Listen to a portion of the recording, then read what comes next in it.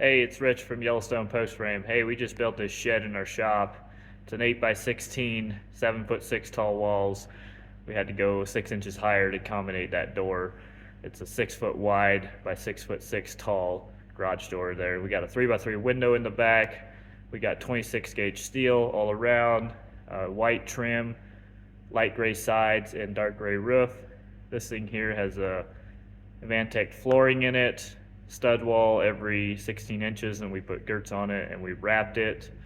So it's a nice little shed, and it's priced to sell at $5,600 right here in our shop here in Cody, Wyoming.